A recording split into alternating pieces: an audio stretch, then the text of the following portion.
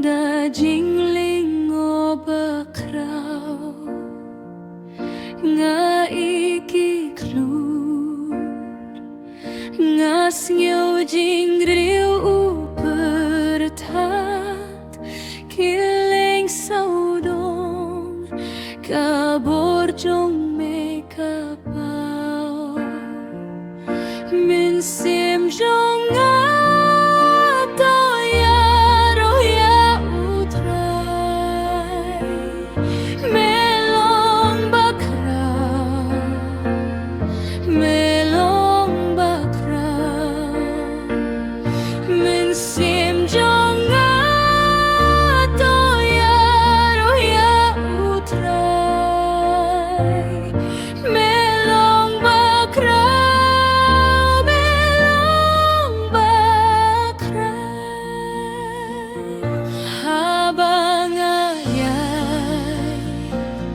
ling ba kilaw balausan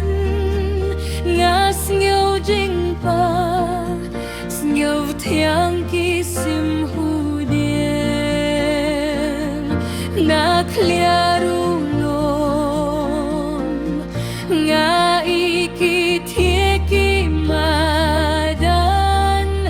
nga snyo ruki jing behlir susien men sim jonga to ya utrai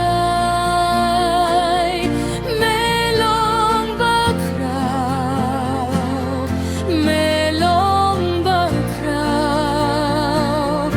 men sim jonga to ya utrai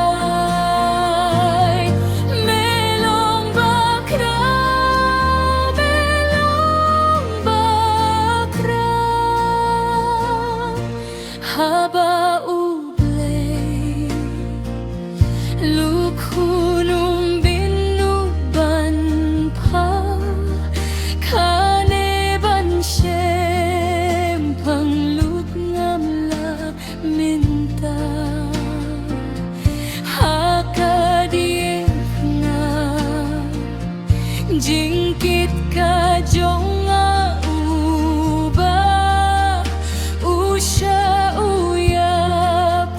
ban pelait pariangga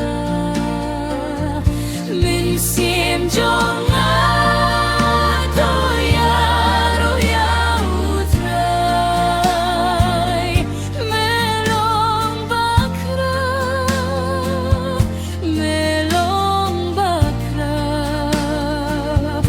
min sim jonga to ya